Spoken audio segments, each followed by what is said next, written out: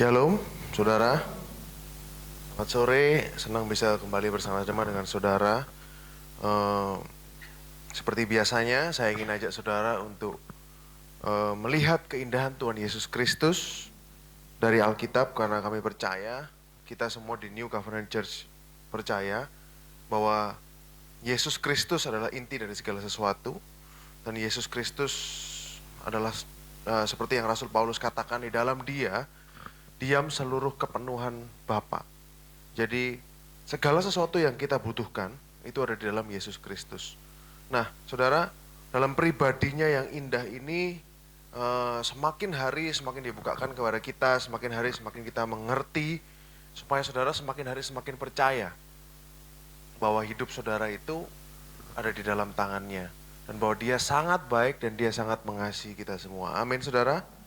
Nah, hari ini saya ingin ajak saudara kembali melanjutkan apa yang kita bahas minggu lalu, saudara ya, tentang kematian Kristus dan kebangkitannya.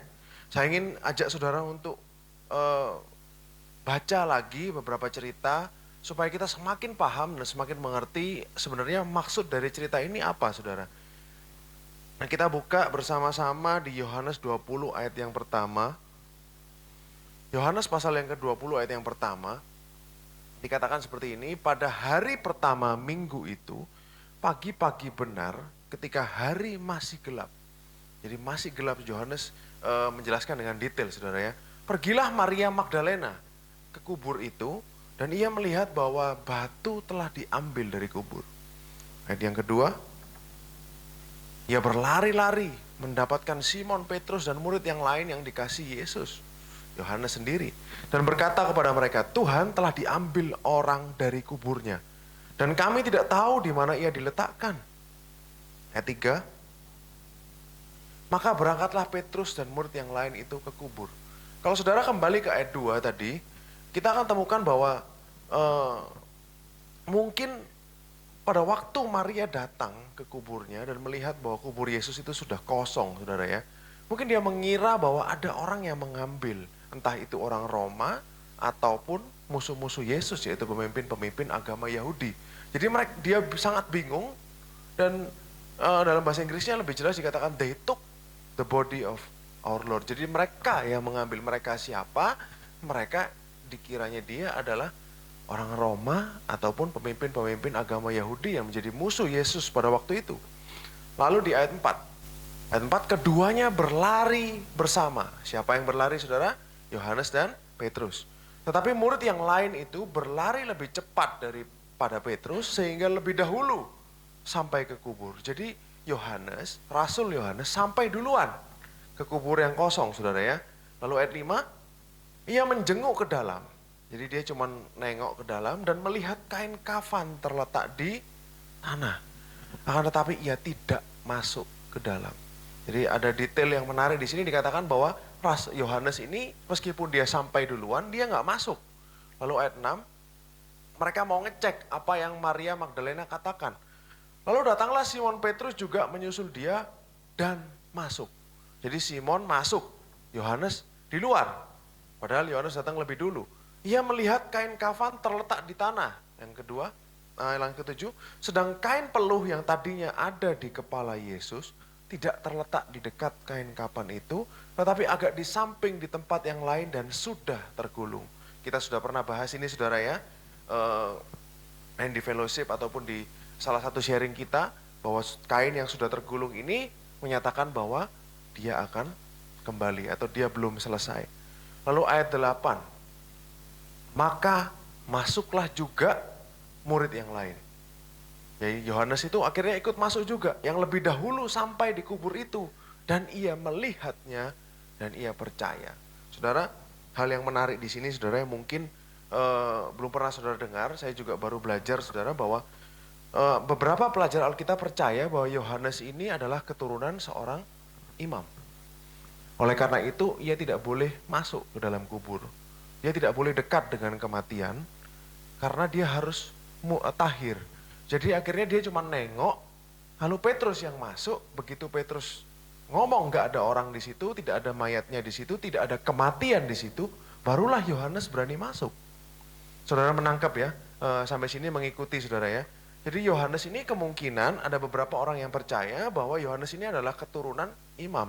Bukti yang lain dari ini saudara adalah Yohanes 18 ayat 15. Pada waktu Yesus dibawa ke rumah atau istana imam besar Kayafas. Nah, dikatakan seperti ini dari Taman Getsemani, saudara. Dikatakan Simon Petrus dan seorang murid lain mengikuti Yesus. Murid itu mengenal imam besar. Dan ia masuk bersama-sama dengan Yesus ke halaman istana imam besar. Jadi Yohanes ini kenal dengan imam besar. Makanya dia punya akses masuk ke istananya. Dikatakan tetapi Petrus tinggal di luar. Aslinya Petrus di luar, saudara ya. Maka murid lain tadi yang mengenal imam besar kembali keluar. Bercakap-cakap dengan perempuan penjaga pintu lalu membawa Petrus masuk. Jadi aslinya Petrus gak boleh masuk. Tapi karena ada Yohanes yang kenal dengan imam besar, dia dibawa boleh masuk. Nah kemungkinan orang ini adalah ada keturunan imam di situ. Jadi apa pentingnya kalau tahu Yohanes ada keturunan imam, saudara? Kalau memang betul Yohanes itu adalah keturunan imam dan memang strict peraturan hukum Yahudi, imam itu tidak boleh bersentuhan dengan kematian, maka kita bisa tahu dan dengan pasti yakin bahwa Yesus sudah bangkit. Karena Yohanes berani masuk ke kubur itu dan dia tidak menemui mayat di situ, berarti dia memverifikasi bahwa benar-benar pada saat dia masuk ke kuburan itu yang kosong itu benar-benar Yesus sudah bangkit. Sudah tidak ada mayatnya di situ. Amin, saudara. Nah, lalu dikatakan kembali ke Yohanes 18 tadi. Yohanes 20. Yohanes 20 ayat 7 tadi ya. Kita lanjut ceritanya ayat 8. Maka masuklah juga murid yang lain lebih dahulu sampai di kuburan, ia melihatnya dan percaya. Ayat 9. Sebab selama itu mereka belum mengerti isi kitab suci yang mengatakan bahwa ia harus bangkit dari antara orang mati. Ayat 10. Lalu pulanglah kedua murid itu ke rumahnya. Jadi mereka pulang, saudara, Petrus dan Yohanes. Ayat 11. Melanjutkan ceritanya. Tetapi, nah ini saudara menarik ya. Maria berdiri dekat kubur itu. Jadi Maria kembali lagi nih saudara ke kubur itu. Dan dia berdiri dekat kubur itu dan menangis. Sambil menangis ia menjenguk ke dalam kubur itu. Jadi mereka dua pulang. Maria tinggal di situ. Dia menangis dan dia menengok ke dalam kubur itu saudara ya. Lalu kita baca dan tampaklah olehnya dua orang malaikat berpakaian putih. Yang seorang duduk di sebelah kepala dan yang lain di sebelah kaki. Tempat mayat Yesus terbaring. Saudara, kalau saudara sudah beberapa lama di sini, saudara pasti tahu bahwa ini seperti yang Pastor Lili katakan bahwa ini adalah lambang dari tabut perjanjian di mana kedua malaikatnya itu di kanan kiri dan di bawahnya ini adalah tutup pendamaian, saudara ya. Boleh dibukain gambarnya. Jadi ada dua malaikat, kan tadi dikatakan dua malaikat, lalu yang di tengahnya ini adalah namanya mercy seat. Jadi tahta belas kasihan atau tahta kasih karunia, saudara ya. Dan mercy seat itu apa? Mercy seat itu seluruh tutupnya ini loh, saudara. Di dalam bahasa Indonesia terjemahannya adalah tutup pendamaian. Didamaikan dari apa, saudara? Didamaikan dari dosa. Jadi mercy seat ini, tahta kasih karunia, ini adalah gambaran dari Kristus sendiri. Kenapa, saudara? Karena dia terbuat dari emas murni. 100% emas itu artinya adalah keilahian 100%. Kalau manusia digambarkan dengan kayu, kalau Tuhan itu dengan gold, emas. Jadi 100% Yesus itu adalah Tuhan. Inilah pesan yang mau disampaikan. Lalu saya ingin ajak saudara baca supaya saudara mengerti, semakin paham.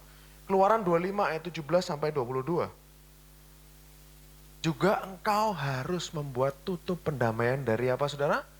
Emas murni, gold, pure gold. Jadi tidak ada campuran apapun di situ. 2,5 hasta panjangnya dan 1,5 hasta lebarnya. 18. Haruslah kau buat 2 kerup dari emas. kau buatlah itu dari emas tempaan pada kedua ujung tutup pendamaian. Jadi seperti yang gambar yang kita lihat tadi, ada dua kerupnya, ayat 19. Buatlah satu kerup pada ujung sebelah sini, satu kerup pada ujung sebelah sana. Seiras dengan tutup pendamaian itu, kamu buatlah kerup itu di atas kedua ujungnya. 20. Kerup-kerup itu harus mengembangkan kedua sayapnya ke atas. Sedangkan sayapnya menudungi tutup pendamaian itu dan mukanya menghadap pada masing-masing. Kepada tutup pendamaian itulah haruslah menghadap muka kerup-kerup itu. Jadi muka kerup ini harus ngelihat tutup pendamaian itu. Jadi malaikatnya ini harus lihat kepada Kristus. Karena Kristus itu adalah tutup pendamaian itu.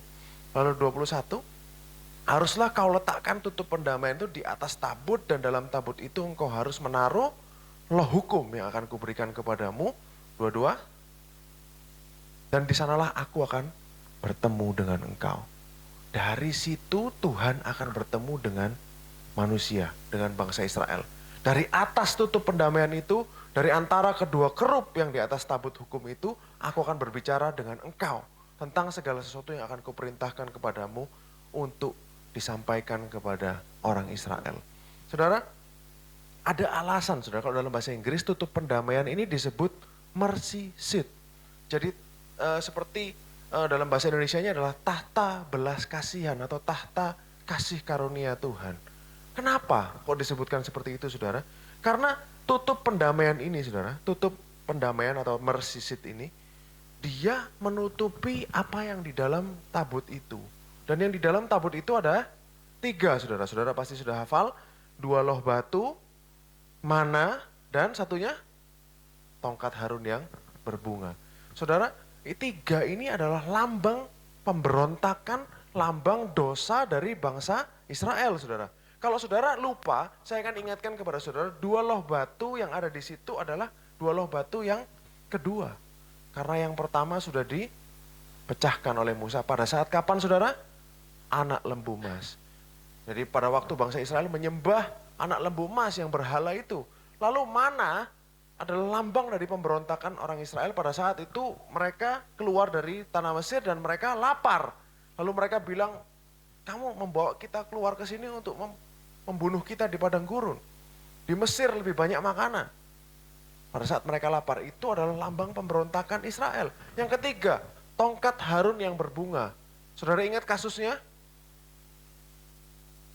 Pada waktu pemberontakan Korah. Jadi mereka mempertanyakan otoritas Harun dan Musa pada waktu itu.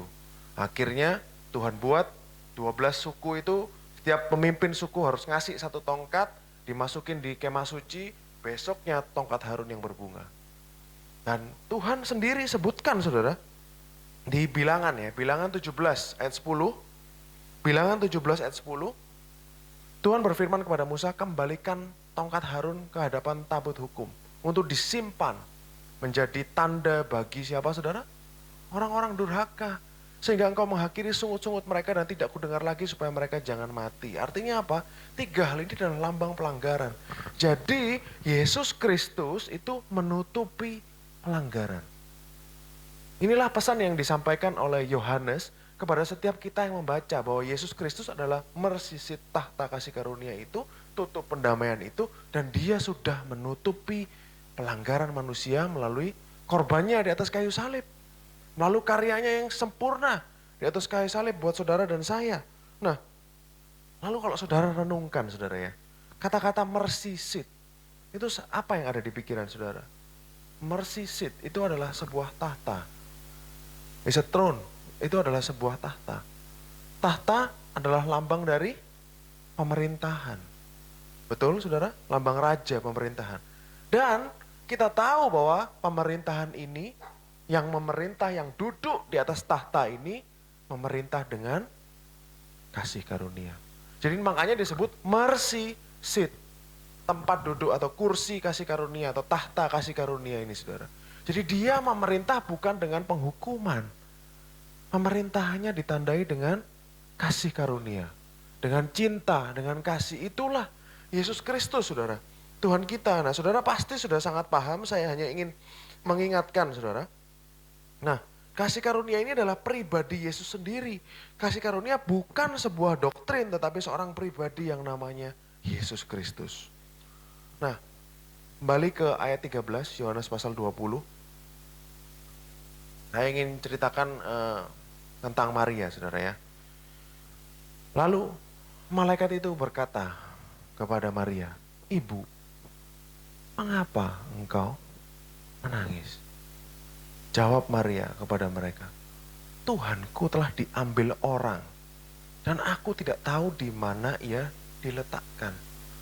Sudah sempat saya singgung pada waktu terakhir saya khotbah Jumat Agung di sini bahwa kitab Yohanes adalah suatu gambaran tentang recreation, penciptaan ulang.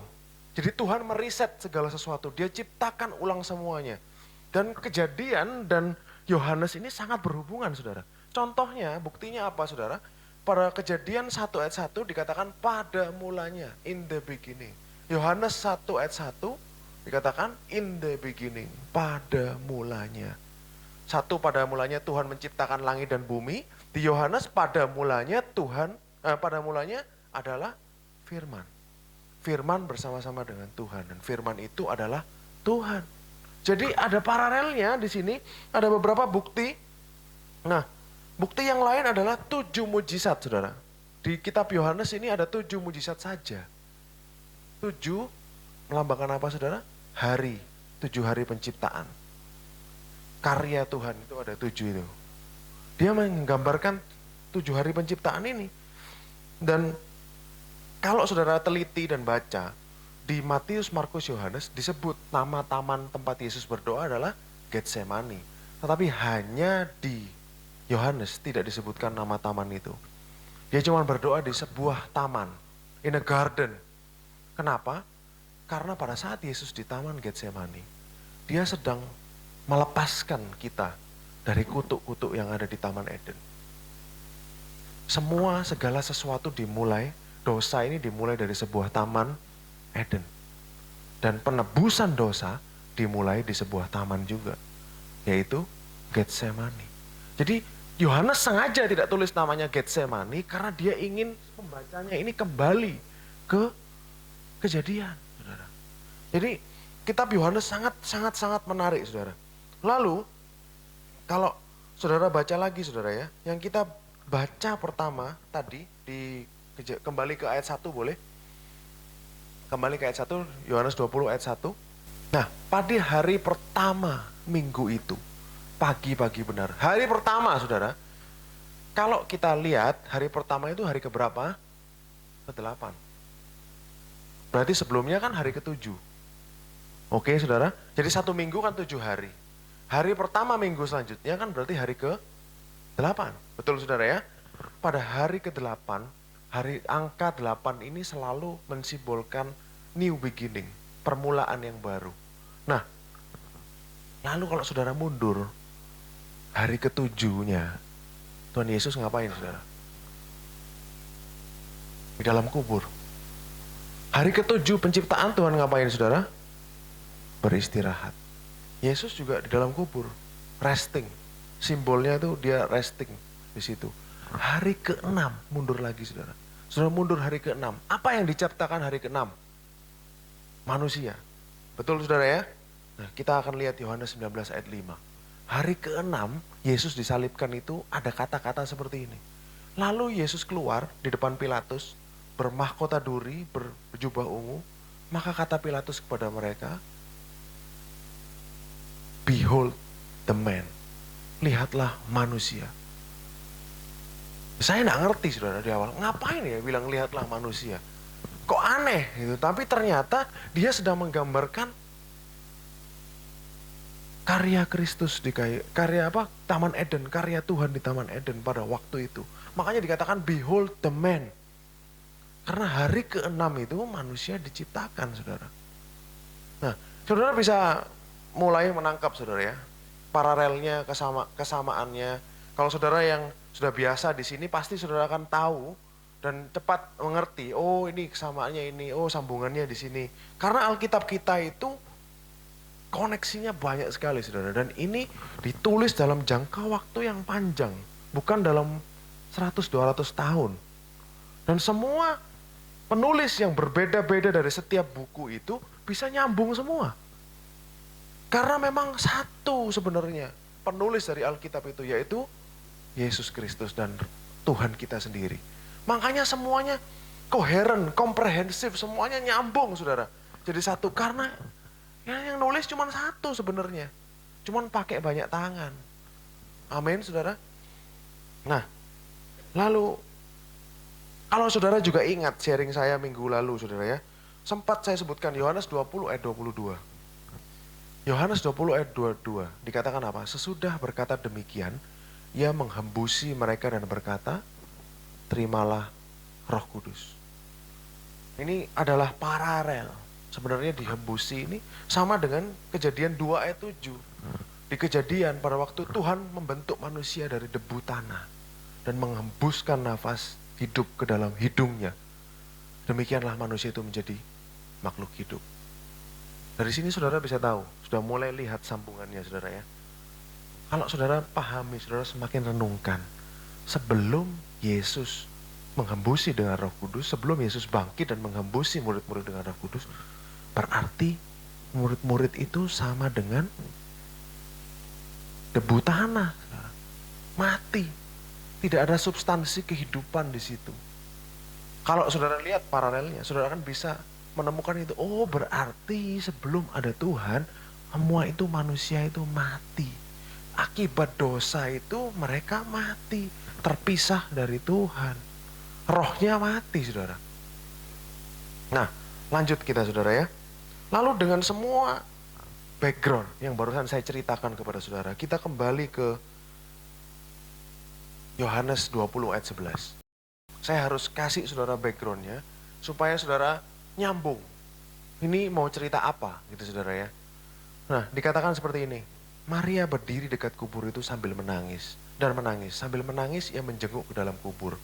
Saudara bayangkan dalam pikiran saudara, ini dikatakan tadi pagi-pagi masih gelap. Dan ada wanita menangis di sebuah taman. Kira-kira nyambung gak sama perjanjian lama? Mungkin tidak disebutkan Maria menangis di perjanjian lama, di Kejadian. Tapi bisakah saudara bayangkan akibat dari dosa itu seperti apa sih? Pada waktu Maria menghadapi, dia sadar dia berdosa, dia telah melanggar. Apa sih yang kira-kira Hawa di perjanjian lama, Kejadian. Pada waktu Hawa ini mengambil buah yang dilarang Tuhan itu, saudara bisa bayangkan bagaimana perasaannya. Saudara bisa bayangkan rasa bersalahnya. Saudara bisa bayangkan pada saat akibat-akibat dosa itu disebutkan oleh Tuhan. Akhir mereka diusir dari taman itu. Pasti merasa bersalah nggak kira-kira Hawa, saudara? Kira-kira seperti itu, saudara. Inilah yang terjadi di sini. Seperti ada paralel, Maria menangis. Maria menangis pada waktu itu. Dan boleh kembali ke ayat 12. Kita sudah punya definisi tradisional, saudara ya, tentang bahwa dua malaikat ini adalah mersisit, adalah tutup dari tabut pendamaian. Hari ini saya ingin kasih saudara definisi lain. Kalau Rasul Yohanes ini selalu menghubungkan dengan kitab Kejadian, ingat gak ada malaikat di mana? Di kisah penciptaan. Pohon kehidupan. Kita baca bersama-sama, saudara. Kejadian 3 ayat 22 sampai 24. Kejadian 3 ayat 22 sampai 24. Berfirmanlah Yahweh Elohim, sesungguhnya manusia itu telah menjadi sama seperti salah satu dari kita, tahu tentang baik dan yang jahat. Maka sekarang jangan sampai ia mengulurkan tangannya dan mengambil pula dari buah kehidupan itu dan memakannya sehingga ia hidup untuk selama-lamanya. Ayat 23. Lalu Tuhan mengusir dia dari Taman Eden supaya ia mengusahakan tanah dari mana ia diambil. 24. Ia menghalau manusia itu dan di sebelah timur Taman Eden ditempatnya kannya beberapa kerub. Tidak disebutkan berapa kerubnya, saudara, tapi ada malaikat di situ dan dengan pedang yang menyala-nyala dan menyambar-nyambar untuk menjaga apa, saudara? Jalan ke pohon kehidupan. Saudara bisa lihat paralelnya dari Kejadian dan Yohanes. Ada malaikat, kan kita sudah pernah belajar bahwa Yesus itu adalah pohon kehidupan itu sendiri. Jadi malaikat ini menjaga.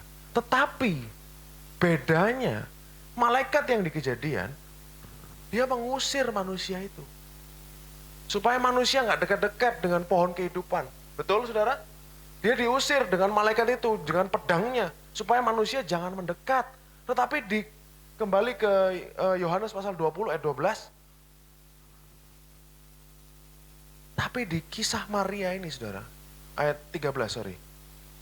Di kisah Maria ini justru malaikat itu menunjukkan empati, menunjukkan kasihnya kepada Maria. Dikatakan apa saudara? Ibu, mengapa engkau menangis? Dalam bahasa Inggris lebih bagus dikatakan woman, perempuan, tidak disebutkan namanya. Woman, perempuan, sama seperti pada waktu di Taman Eden. Man and woman, laki-laki dan perempuan. Woman, why are you weeping? Kenapa engkau menangis? Jadi bukan lagi mengusir, tetapi justru berempati, menunjukkan kasih kepada dia. Mengapa engkau menangis? Seakan-akan saudara, kalau saudara baca di ayat 13, lalu Maria kan berkata kepada malaikat itu, Tuhanku diambil dan aku tidak tahu di mana ia diletakkan. Habis ngomel gitu, tiba-tiba ayat 14, sesudah berkata demikian ia menoleh ke belakang dan melihat Yesus berdiri di situ. Seakan-akan malaikatnya ini justru malah menunjukkan kepada Yesus. Saudara lihat, saudara bayangkan ceritanya saudara. Woman, why are you weeping? Kenapa engkau menangis? Dia menunjukkan belas kasihan kepada Maria. Lalu tiba-tiba dia ngomel, Tuhanku diambil orang. Tiba-tiba dia noleh, ada Yesus di situ. Seakan-akan malaikat itu nunjukin Yesus itu ada sebetulnya. Amin saudara. Saudara kita bisa lihat ada suatu koneksi yang sangat jelas, koneksi yang sangat kuat antara Yohanes dan Kejadian memang. Lalu dikatakan itu Yesus berdiri di situ, tetapi ia tidak tahu bahwa itu adalah Yesus. Yesus nggak dikenali saudara. Ayat 15, kata Yesus kepadanya, 2 kali ditanyain lagi. Woman, ibu, bahasa Indonesia, perempuan, mengapa engkau menangis? Same question, pertanyaan yang sama, ditanyakan lagi kepada Maria. Tapi ditambahi, siapa yang engkau cari? Bukankah Yesus sudah tahu Maria ini mencari dia? Kenapa pakai tanya, saudara? Yang kedua, kenapa Rasul Yohanes juga susah-susah tulis di situ? Siapa yang engkau cari? Pernah nggak berpikir demikian, saudara? Pernah ingat nggak Tuhan pernah tanya sesuatu yang nggak perlu dijawab di Taman Eden? Pernah kan, saudara? Kapan? Pada saat setelah manusia jatuh dalam dosa, dia tanya apa? Where are you? Kamu di mana? Di manakah engkau? Dia berjalan-jalan, lalu dia tanya, di manakah engkau? Apa Tuhan nggak tahu manusia ada di mana? Sangat tahu. Tapi saudara lihat bedanya. Saudara lihat bedanya. Di perjanjian lama di kitab Kejadian, Tuhan datang untuk menghakimi. Dia datang membawa penghukuman untuk manusia yang sudah jatuh dalam dosa. Betul saudara? Tapi Yesus Kristus, pada saat dia bangkit, dia katakan, siapa yang kau cari? Dia bukan membawa penghakiman. Dia justru membawa kasih. Dia membawa cintanya dia kepada Maria, kepada manusia, saudara. Amin, saudara.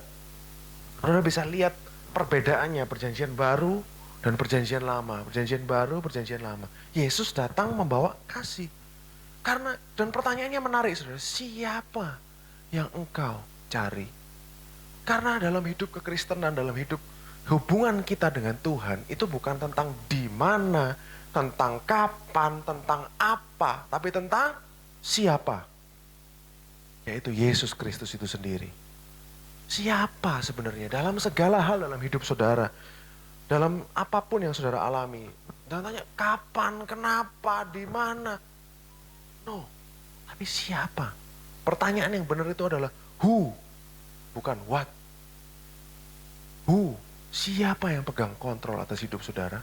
Siapa yang mengasihi saudara? Itu pertanyaan yang benar saudara. Jadi pusatnya bukan tentang keadaan, bukan tentang lokasi, geografis tempat di mana kita menyembah. Tapi fokusnya adalah siapa. Dan itu adalah seorang pribadi yaitu Yesus Kristus. Tuhan Yesus ini begitu baik saudara. Dia begitu indah dan justru karyanya yang sempurna di atas kayu salib ini yang berusaha Yohanes ingin sampaikan kepada kita. Tapi kita selama ini mungkin belum mengerti. Bahwa sebenarnya dalam sekali banyak yang Tuhan kerjakan melalui karyanya di atas kayu salib. Dia multidimensi. Dia satu kali dia kerja semua selesai saudara. Dia bisa gambarkan dengan cara-cara yang berbeda. Karena message-nya banyak. Itulah Tuhan kita. Caranya dia berkomunikasi dengan kita itu tidak bisa dibatasi dengan apapun. Dia bisa berbicara kepada saudara melalui segala macam cara. Amin saudara. Dia bisa sembunyikan banyak hal dalam Alkitab ini. Kalau tidak Tuhan mau kita dengar, dia gak akan bukain. Berbahagialah kita bahwa dia sudah bukakan banyak kepada jemaat di NCC. Karena Tuhan mau kita tahu tentang dia. Karena Tuhan mau dia kita kenal. Ini loh rahasia-rahasiaku. Ini loh. Paulus katakan ini misteri yang tersembunyi berabad-abad. Apa itu saudara? Yesus Kristus di dalam Alkitab. Karena berabad-abad orang Israel punya kitab perjanjian lama. Tapi mereka tidak bisa temukan Yesus di situ. Mereka tidak bisa lihat ada Yesus di situ. Makanya Petrus bilang itu adalah misteri yang tersembunyi, hidden. Amin, saudara. Dan itu dinyatakan kepada kita hari ini. Nah, lalu lanjutkan kata Yesus kepadanya, "Ibu, mengapa engkau menangis? Siapa yang kau cari?" Kata-katanya penuh dengan compassion, penuh dengan kasih karunia. Maria menyangka orang itu adalah penunggu taman. Seperti yang Pastor Lily sempat singgung minggu lalu saudara ya. Karena apa? Penunggu taman ini adalah pekerjaan Adam zaman dulu di Taman Eden. Kita lihat aja sama-sama supaya semakin ingat saudara. Kejadian 2 ayat 15. Kejadian 2 ayat 15. Tuhan Elohim mengambil manusia, menempatkannya dalam Taman Eden untuk apa? Mengusahakan dan memelihara taman itu. Jadi pekerjaan Adam pertama adalah tukang taman, saudara. Pemelihara taman, a gardener. Sama seperti apa yang Yesus pada waktu itu tunjukkan kepada Maria. Kejadian 2, kembali ke Yohanes. Yohanes pasal 20. Sorry agak lompat-lompat saudara ya, supaya makin paham. Yohanes pasal yang ke-20 tadi, ayat 15 kayaknya ya. Nah, apa yang sedang terjadi pada waktu itu, Pastor Lili sudah ceritakan minggu lalu bahwa Yesus ini adalah Adam yang kedua. Adam yang terakhir, saudara ya. Adam yang pertama gagal, Paulus sempat katakan di suratnya, tapi Adam yang kedua ini, Yesus Kristus adalah yang sempurna. Betul saudara ya. Saudara ingat kontrasnya, Adam yang pertama pada waktu Hawa makan, lalu dia ikut makan, lalu Tuhan tanya, apa jawabnya? Perempuan ini, dia salahkan, dia blame, disalahkan sini, salahkan sana, nyalain Tuhan. Perempuan yang kau ciptakan, perempuan yang kau taruh di sisiku ini, yang ngasih, dia salahin sana sini saudara ya. Tapi Yesus kan gak gitu. Tuhan kita adalah Tuhan yang penuh dengan compassion, penuh dengan kasih sayang. Lalu ayat 16. Kata Yesus kepadanya, Maria. Maria berpaling dan berkata kepadanya dalam bahasa Ibrani, Rabuni, artinya guru. Adam yang pertama memberikan nama kepada perempuan itu. Siapa? Hawa. Boleh dibuka di Kejadian 3 ayat 20 tadi ya. Kejadian 3 ayat 20, manusia itu memberi nama Hawa kepada istrinya. Sebab dialah yang menjadi ibu semua yang hidup. Mother of all living. Jadi semua yang hidup. Pada waktu itu Yesus panggil Maria dengan namanya. Karena apa? Dia kan gembala yang mengenal nama setiap domba-dombanya. Begitu juga dengan saudara dan saya. Dia kenal setiap nama kita. Kita bukan hanya seperti nomor, oh ini nomor 1, nomor 2, nomor 3, nomor 4 seperti sapi itu saudara ya. Ditato nomornya. No saudara. Kita punya nama. Dan gembala kita kenal masing-masing nama kita. Saudara bayangkan berapa banyak manusia yang sudah pernah hidup. Pernah loh saudara. Pernah dan akan hidup di dunia ini. Dan Tuhan tahu masing-masing setiap mereka. Dan dia panggil mereka dengan namanya. Saudara bisa bayangkan betapa maha taunya Tuhan kita. Tuhan tidak ada keterbatasan. Tuhan begitu maha kuasa, maha tahu, dia maha segalanya. Jangan masukkan Tuhan dalam pikiran kita yang kecil, dalam otak kita yang kecil. Dia selalu besar untuk dilihat saudara, untuk dibayangkan. Sampai di sini saudara, kita sudah melihat dan belajar bahwa sebenarnya penulis kitab Yohanes, Injil Yohanes, sedang berkata kepada saudara dan saya bahwa apa yang Yesus lakukan di kayu salib, dia sedang menciptakan, memberikan hidup kepada kita yang sudah mati. Makanya Paulus katakan kita ini adalah ciptaan-ciptaan baru. Karena Paulus tuh paham apa yang sebenarnya Tuhan lakukan di atas kayu salib. Dia bukan hanya membuat orang berdosa bertobat saudara. No, Tuhan itu membuat orang mati hidup lagi. Pada saat saudara terima Yesus Kristus menjadi Tuhan dan Juru Selamat, kita ini hidup lagi. Kita sekarang adalah ciptaan baru, yang lama sudah berlalu, yang baru sudah datang. Jadi bukan hanya membuat orang ini bertobat dari dosa, berubah perilakunya. No, lebih ajaib dari itu. Dia membuat kita semua bangkit. Dulu yang kita cuma debu yang sudah mati saudara, dibangkitkan lagi dengan nafas hidupnya. Kita yang mati terpisah karena dosa. Kita semua menjadi mati kan, akibat dosa adalah pada hari kamu memakannya, kamu mati. Betul itu saudara. Dan pada saat sebelum Yesus mati di atas kayu salib, sebelum karyanya yang sempurna selesai, kita masih mati dalam dosa-dosa kita. Bersyukur kepada Tuhan bahwa dia sudah hidupkan saudara dan saya. Saudara dan saya sekarang bukan orang mati lagi. Kita orang hidup. Mereka yang belum percaya Yesus, kelihatannya mereka hidup, tapi sebenarnya mereka mati.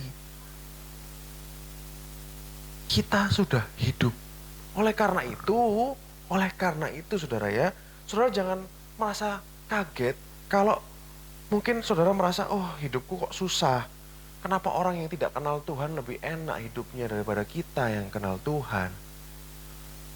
Sering kali berpikir seperti itu saudara ya. Betul kan saudara? Oh orang yang gak kenal Tuhan bisa hidup dengan luar biasa, dengan enak sekali tanpa masalah sepertinya.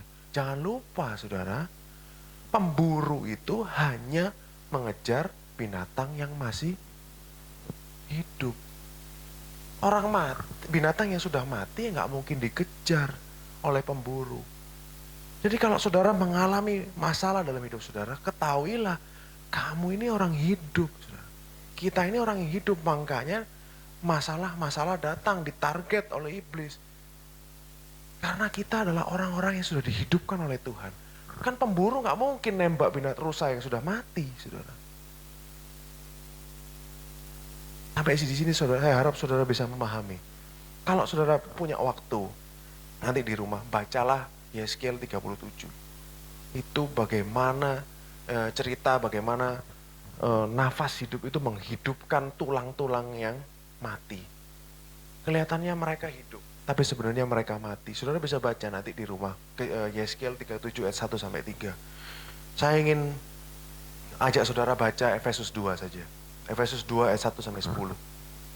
Sebagai penutup, saudara ya. Dikatakan apa?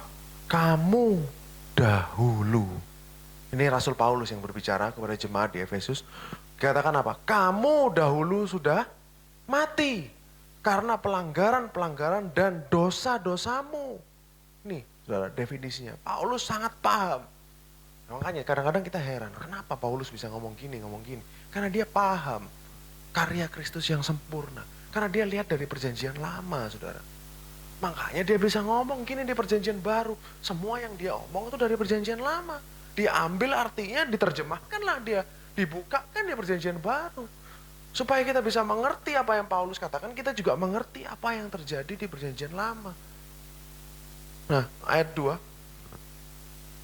Kamu hidup di dalamnya, dalam dosa. Karena kamu mengikuti jalan dunia ini. Karena kamu mentaati penguasa kerajaan angkasa. Yaitu roh yang sekarang sedang bekerja di antara orang-orang durhaka. Ayat 3. Sebenarnya dahulu kami semua juga terhitung di antara mereka, orang-orang berdosa. Ketika kami hidup dalam hawa nafsu daging dan menuruti kehendak daging dan pikiran kami yang jahat. Pada dasarnya kami adalah orang-orang yang harus dimurkai, sama seperti mereka yang lain. 4. Tetapi Elohim yang kaya dengan rahmat, oleh karena kasih-Nya yang besar, yang dilimpahkannya kepada kita. Tapi dalam bahasa Inggrisnya, rich in mercy, rich in grace. Dia yang kaya akan belas kasihan dan kasih karunia, yang dilimpahkannya kepada kita. Ayat 5. Telah menghidupkan kita. Saudara paham ya sekarang? Arti katanya Paulus, kita sekarang hidup bersama-sama dengan Kristus. Sekalipun kita telah mati oleh kesalahan-kesalahan kita, oleh kasih karunia kamu diselamatkan. Ayat 6. Dan di dalam Kristus Yesus, Ia telah membangkitkan kita. Lagi, saudara, di Paulus bilang, kita ini sudah dibangkitkan, kita ini sudah hidup juga dan memberikan tempat bersama-sama dengan Dia di mana? Sorga. Ayat 7. Supaya apa? Tujuannya. Pada masa yang akan datang, Ia menunjukkan kepada kita kekayaan kasih karunia-Nya yang melimpah-limpah sesuai dengan kebaikan-Nya terhadap kita. Di mana? Dalam Kristus Yesus. Paulus selalu katakan dalam surat-suratnya, dalam Kristus Yesus, oleh Kristus Yesus, dalam Kristus Yesus. Semua yang baik kepada kita itu datang di dalam Yesus Kristus. Tidak ada yang datang sendirian. Semuanya datang oleh Dia. Di dalam Dia. Supaya apa? Manusia ini gak ada dasar untuk bermegah. Karena semuanya diberikan kepada kita di dalam Yesus Kristus. Makanya di sini kita selalu ceritakan tentang Yesus Kristus. Karena itu adalah pemberian Tuhan yang terbesar. Semuanya ada di dalam Dia. Tunjukkan kenapa kok kita diselamatkan. Why? Kenapa kita diselamatkan, saudara? Ini tujuannya, saudara. Ia mau menunjukkan kepada kita apa? Kekayaan kasih karunia-Nya. Tuhan itu ingin saudara menerima kebaikannya. Tuhan ingin saudara menikmati kasih karunia-Nya. Paulus yang ngomong, saudara. Sesuai dengan kebaikannya terhadap kita dalam Kristus Yesus. He wants to show you His love. Dia ingin tunjukkan kepada saudara grace, kasih karunia, kebaikannya, cintanya kepada kita. Karena itu esensinya. Dia luapannya. Kasih karunia-Nya meluap-luap kasihnya. Karena God is love. Seperti yang saya sempat katakan minggu lalu. God is love. Jadi overflow. Cintanya itu begitu meluap-luap. Dia ingin tunjukkan kepada saudara dan saya. Amin. Ayat 8. Sebab karena kasih karunia kamu diselamatkan oleh iman. Itu bukan hasil usahamu. Tetapi pemberian Elohim. Amin, saudara. Kita tahu bahwa effort kita nol. Semuanya adalah pemberian dari Tuhan. Ayat 9. Itu bukan hasil pekerjaanmu. Supaya apa? Titik 2. Ada kata tanda titik 2 itu lanjutannya, saudara. Jangan ada orang yang memegahkan diri. Ayat 10. Karena kita ini buatan Elohim. For we are his handiwork, his craftsmanship. Jadi kayak Tuhan itu seperti ahli pahat, saudara ya. Craft. Kita ini adalah karyanya dia. Seperti karya seninya dia. Yang diciptakan di mana? Dalam Kristus Yesus. Untuk melakukan pekerjaan baik. Yang dipersiapkan Elohim sebelumnya. Jadi pekerjaan baik disiapkan oleh dia. Betapa enaknya kita. Cuman tinggal menerima saja. Tapi orang Kristen tidak mau terima, saudara. Karena tipuan-tipuan iblis sudah masuk ke dalam pikiran kita dengan sesuai dengan ajaran dunia ini bahwa segala sesuatu harus diusahakan. Padahal Tuhan kasih kita free. Itu adalah pemberian. Ia mau supaya kita hidup di dalamnya. Amin, saudara. Semakin hari semakin kita tahu betapa besar karya Kristus di atas kayu salib. Dia bukan datang untuk membuat orang berdosa bertobat. Bukan hanya itu. Tapi dia datang untuk membuat orang mati ini bisa hidup. Makanya saudara, karyanya yang ketujuh, mujizat yang ketujuh di kitab Yohanes adalah yang terakhir, Lazarus dibangkitkan dari antara orang mati. Karena ini 7 itu adalah angka yang sempurna. 7 ini puncaknya saudara. Itu dia membangkitkan Lazarus dari antara orang mati. Dan inilah yang dilakukan buat kita semua. Kita yang dulunya mati sama seperti debu dibangkitkan bersama-sama dengan Kristus. Amin. Kita betapa bersyukurnya saudara dan saya. Semakin hari semakin kita paham. Semakin kita mengerti. Semakin hari kita semakin nol. Tuhan yang terbesar. Semakin hari kita semakin tidak ada. Semakin gak ada. Ditekan terus effortnya. Usahanya manusia gak ada. Supaya apa? Hanya kemuliaan itu hanya bagi dia. Kalau ada sesuatu yang baik dalam hidup kita, itu semua karena dia. Semua karena anugerahnya. Supaya kita tidak ada dasar untuk bermegah. Amin saudara. Semakin orang masuk, semakin orang kenal, semakin orang tahu, semakin dibukakan pikirannya, dia akan semakin rendah hati. Semakin mengerti, semakin rendah hati, semakin rendah hati, semakin mengerti bahwa tidak ada sesuatu pun yang bukan pemberian dalam hidup ini. Kita hidup hanya bergantung pada dia. Karena itulah yang Tuhan mau, saudara. Manusia, kenapa kok, saudara pikir kenapa kok roh Tuhan mau tinggal di dalam diri saudara? Supaya saudara tergantung sama dia. Bukan tergantung pada rumus, bukan tergantung pada cara-cara, step by step, harus seperti ini, kalau ini lakukan ini, no. Tuhan bukan matematika 1 tambah 1 sama dengan 2. Tuhan 1 sama tambah 1 bisa 100, saudara. Dia nggak di luar dari logika, saudara. Jangan berusaha untuk merasionalkan Tuhan. Oh, rasionalnya, oh ini seperti ini lakukan ini. Seperti komputer dong Tuhan. Seperti AI yang kita klik-klik, bisa perintah-perintah. Tuhan tidak bisa, saudara. Dia adalah pencipta alam semesta ini. Pribadi yang paling nomor 1, pribadi yang paling supreme di alam semesta ini ada di dalam saudara. Dan dia mengasihi saudara. Percuma kalau dia punya kuasa besar, tapi dia tidak mengasihi kita. Dia tidak akan bertindak untuk kita, saudara. Tetapi Tuhan kita yang kita sembah, dia begitu maha kuasa, dan dia mengasihi kita. Artinya apa? Tindakannya pasti untuk kita. Dia pasti memikirkan kita. Interest kita, kepentingan kita, pasti dia pikirkan. Amin, saudara. Percuma kalau dia berkuasa tapi dia nggak memikirkan, nggak peduli sama kita, ngapain? Dia akan bertindak seenaknya sendiri. Tidak akan berhubungan dengan kita. Tapi Tuhan kita, dia mengasihi kita, dia sudah mati, dia sudah buktikan kasihnya, pasti tindakannya semua adalah untuk kebaikan saudara. Karena dia sayang kepada saudara. Amin, saudara. Saya harap saudara diberkati. Saya harap saudara makin mengerti, semakin dibukakan tentang karyanya yang sempurna.